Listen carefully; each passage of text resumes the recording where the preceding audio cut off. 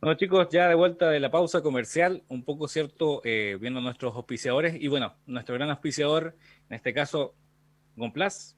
Los chicos en Natales, ¿cierto? Ya tienen su sucursal y bueno, muchas de las compras, ¿cierto? Realizadas pensando siempre en el invierno. Ya el invierno se nos viene bastante duro, tenemos también el tema de la escarcha, ¿cierto? Y por qué no, la sal y obviamente los neumáticos con clavo y, cómo no, el neumático líquido.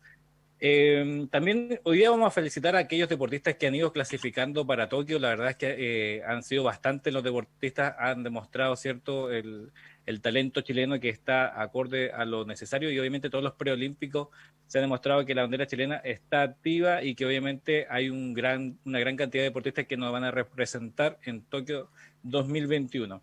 Y un poco ya volviendo con Daniel, ¿cierto?, conversando un poco de lo que se ha hecho el OMAC en el 2020.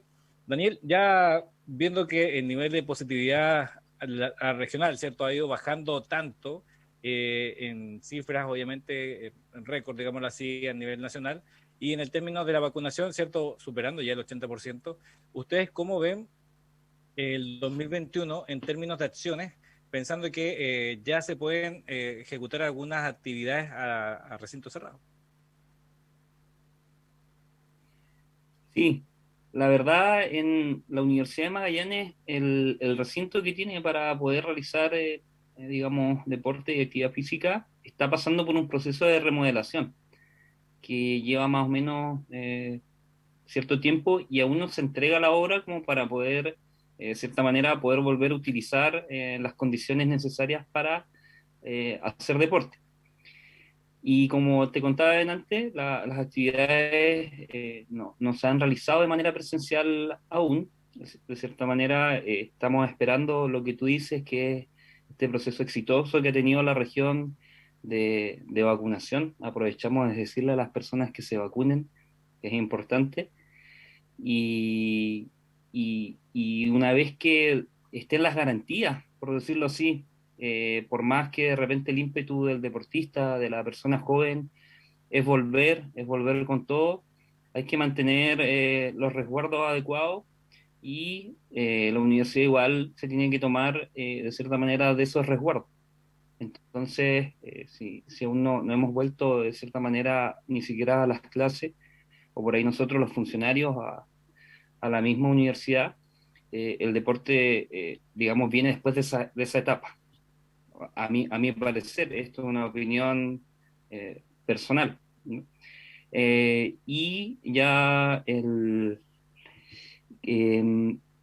el proceso, digamos, de volver a las canchas es un deseo que todos tenemos y bueno, conversando con muchos deportistas, con los mismos entrenadores, están todos con el deseo de hacerlo, así que una vez que estén, como te digo, las garantías, no va a haber problema de que alguien esté en contra de poder realizar la actividad, así que eso también a uno lo deja tranquilo, contento, con esperanza de que pronto ya empecemos a transicionar a ello y hacerlo de forma correcta, ¿cierto? Controlada y con, repito, con las garantías necesarias para estar todos, digamos, seguros digamos, este virus que está circulando todavía y seguramente va a seguir manteniéndose en nuestras vidas, lamentablemente. Sí, como dices tú bien, lamentable. Obviamente se ve una proyección de que el 2022 vaya a bajar considerablemente. Obviamente esto va a ser parte de nuestra vida y va a ser una nueva realidad. Pero algo muy destacable que comentabas en el primer bloque era lo positivo, que era todos estos procesos, ¿cierto?, donde te ponen al extremo de lo que tienes que hacer. Y en ese sentido también vemos también actividades.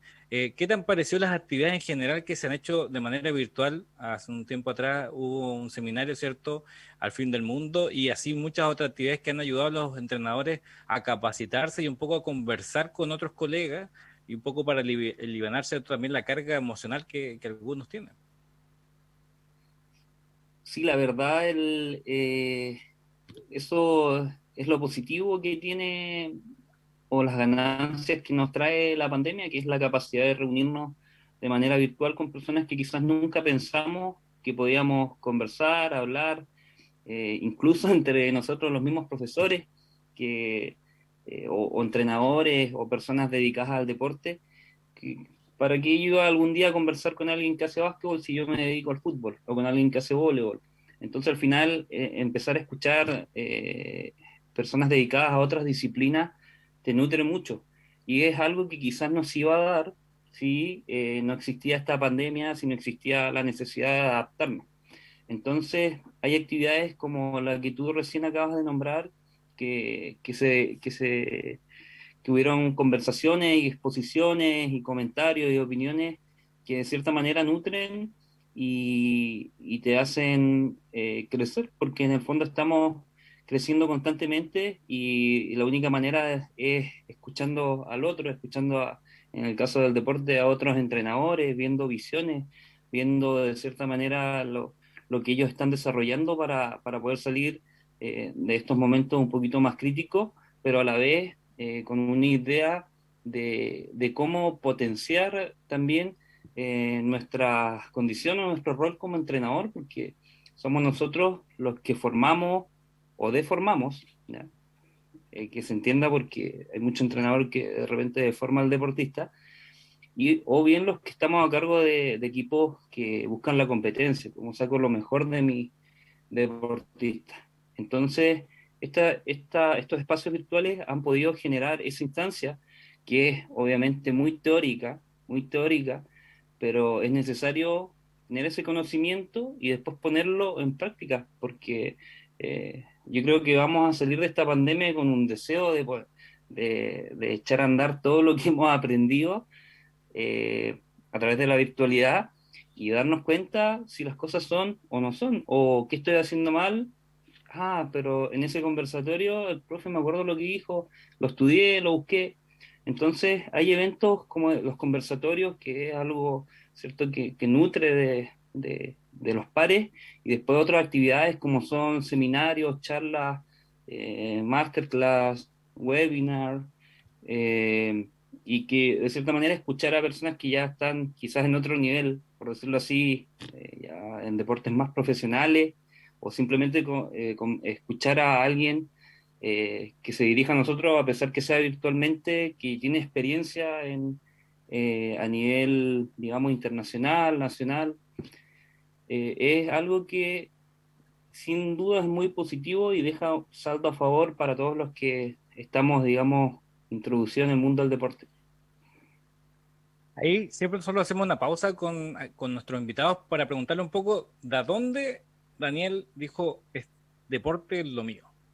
Y de ahí llegó a Lomac. ¿Cómo fue esa unión, cierto, de ti, llegar al deporte y obviamente ser ahora parte del equipo de Lomac en términos deportivos?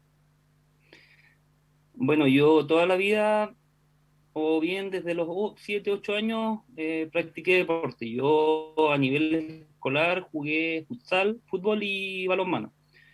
Al balonmano dejé a dos nacionales escolares, en uno salimos tercero. Puedo decir que era bueno para el balonmano, hay que preguntarle a Javier Cárdenas a ver si opina lo mismo en esa época. Y jugaba fútbol y futsal. Una etapa de mi vida, entre los 14 y 15 años, tuve que decidir el balonmano. Hoy en día era, digamos, estaba a un nivel, era emergente en ese momento y tenía que, de cierta manera, decir, ¿me dedico al balonmano o al fútbol? Pero el fútbol me da más competencia, el deportista trae intrínsecamente que es competir y ganar y dar lo mejor. Entonces yo me dediqué por el fútbol. Jugué fútbol, viajé también a Araucanía, viajé a nacionales de fútbol y el, bueno, cuando tenía 17 años ya estaba vinculado con el mundo del deporte.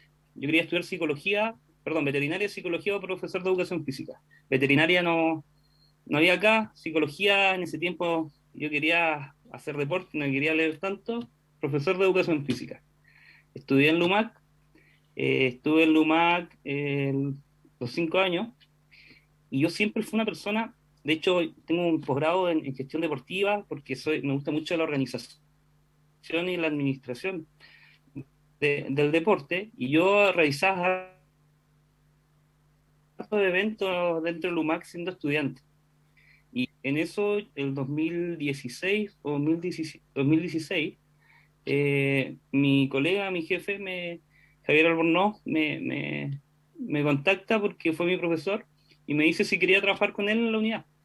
Entonces ahí entré a trabajar, no me acuerdo, con media jornada creo que era, y ahí nació mi vínculo con el área de deportes de la Universidad de Magallanes, que se formó, porque esta unidad no existía, se formó el año 2015 o 2016, no me acuerdo si el mismo año que entré a trabajar. Entonces ahí creé el vínculo con UMAC y empecé a trabajar y hasta el día de hoy, gracias a Dios, he podido seguir desenvolviéndome y a la vez especializándome en esta área que es la gestión, ¿cierto? La organización y administración del deporte a nivel universitario en este caso. Ahí, Daniel, un poco en todo este proceso, ¿cierto? Que es muy nutritivo porque tú vas pasando por varias etapas como deportista, como dirigente, digamos así, en la parte de trabajo. ¿Cómo has visto la pandemia en términos personales? Es decir, tú eres de tu visión, es decir, ¿sabes qué? La pandemia ha hecho incluso en mí, mejoran mucho los aspectos técnicos o gerenciales, incluso en términos técnicos.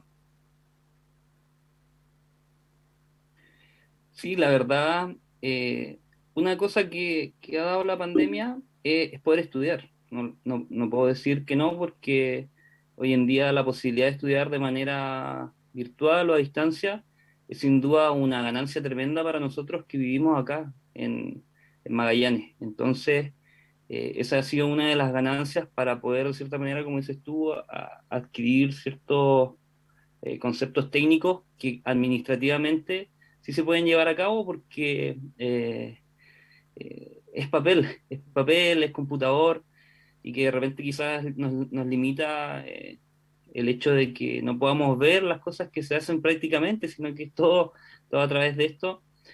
Pero eso es como eso es lo que de cierta manera he podido yo desarrollarme en este tiempo de pandemia.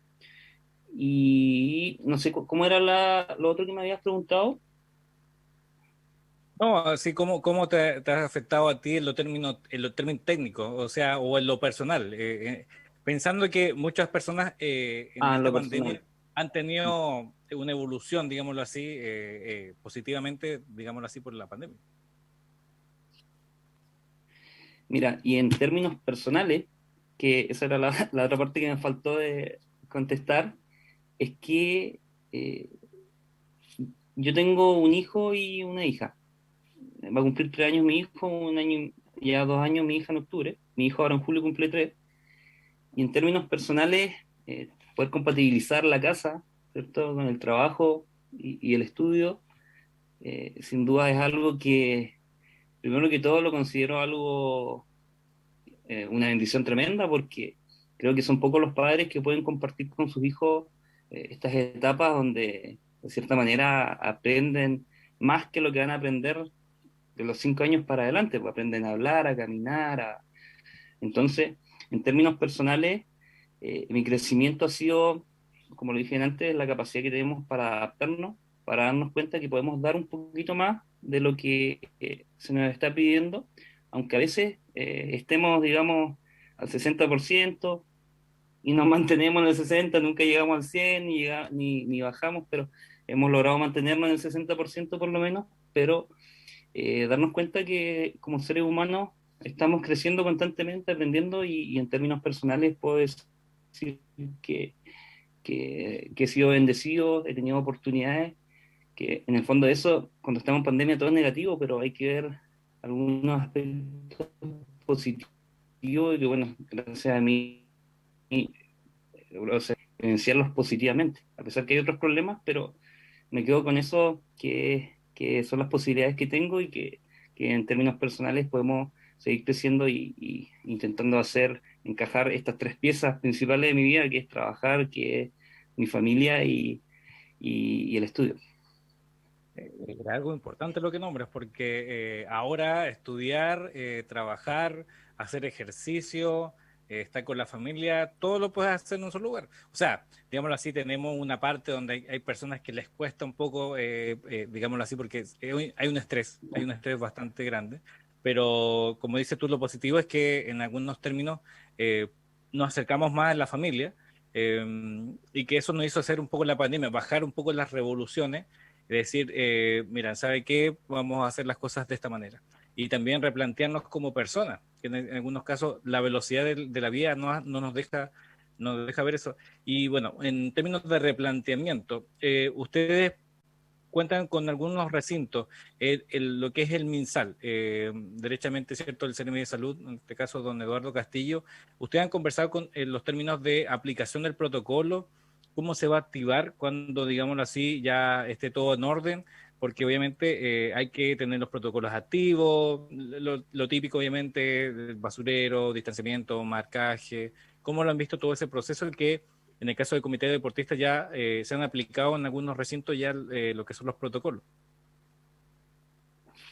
Sí, mira, como no hemos llegado a la etapa de tener la certeza que vamos a volver, no hemos tenido reuniones con el Ministerio de Salud, no hemos, digamos, de cierta manera, como nosotros como organización, como unidad de deportes, no hemos hecho ese acercamiento, porque obviamente, si bien estamos al tanto como universidad, están los protocolos creados, no hemos llegado a esa instancia, pero cuando lleguemos, ¿cuál va a ser la idea? La número uno es capacitar a todas las personas involucradas al respecto para poder hacer cumplimiento de este protocolo. De cierta manera poder, insisto, con dar las garantías al respecto de cómo se tiene que llevar a cabo estos procesos que yo me imagino y que de cierta manera es lo que debería hacerse, que es realizar una transición que no sea tan de golpe, porque sería lo mismo que nos pasó al revés, de lo presencial pasar a lo pandémico. Entonces, debe existir una transición, se debe cruzar una línea delgada, se tiene que compatibilizar con estos procesos que queremos trabajar de psicológicos y nutricionales. De repente, ¿por qué no durante este año y medio nuestros deportistas estuvieron estresados, estuvieron mal nutridos y llegan a hacer deporte y le llega a pasar algo, digamos, a nivel fisiológico, quién sabe, o sea, no es por ser demasiado pesimista porque son gente joven, pero los infartos hoy en día están a la luz del día. Entonces, no solamente por el COVID, sino por un proceso, digamos, general, que es necesario que nuestros deportistas pasen de forma transitoria. Entonces, estamos en conocimiento de toda la... de hecho, un club donde yo estoy, ya se envió un protocolo para poder arrendar canchas y fue, digamos, la evolución con algunas observaciones. Pero el protocolo llegó a ser, digamos, entonces, a nivel de club, se pueden, o sea, esto lo digo como abiertamente como para que de repente los clubes igual puedan tener la posibilidad de realizar su protocolo. Pero como universidad queremos hacer las cosas bien, queremos trabajar de manera correcta y poder que esto sea un proceso que lo que todos queremos es volver de golpe, caer en la cancha de cabeza, pero hay que ir con paz, hay que ir con calma, hay que ir eh, con, con todo lo que es necesario para no lamentar el tiempo, quizás a pesar de que puedan existir, no sé, una nueva ola de contagio. Entonces estamos transicionando y volvemos a caer. Entonces, para estar preparado ante todo eso, hay que hacer las cosas con calma y en eso estamos trabajando y en eso, digamos, ya llevamos algunos avances. Daniel, un poco para cerrar este último bloque, ¿cierto? Y esta entrevista, ¿cuál es el enfoque que tienen ustedes para el 2021-2022 en términos deportivos? Estamos hablando de competencia y también el trabajo tanto con los deportistas como con los próximos alumnos que vayan a ser entrenadores. Claro. Bueno, a pesar de todo lo positivo que hemos hablado, seguimos trabajando sobre la incertidumbre, ¿cierto? La diferencia que tenemos con el año pasado es que hoy en día estamos vacunando a las personas. Las personas se están vacunando y es obviamente la salida a la pandemia. Entonces, los objetivos competitivos, aún no sabemos si los nacionales, en este caso universitarios, se van a llevar a cabo, pero siempre va a ser estar lo más preparado posible. Hoy en día hemos mantenido cierta cantidad de deportistas trabajando con cada selección, las selecciones están.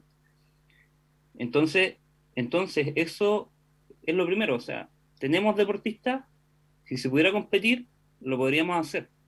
Si tú me preguntas a mí, lo veo complejo que quizás se desarrolle alguna competencia a nivel amateur o a nivel federativo o a nivel universitario. Es bastante complejo, por lo menos para este año.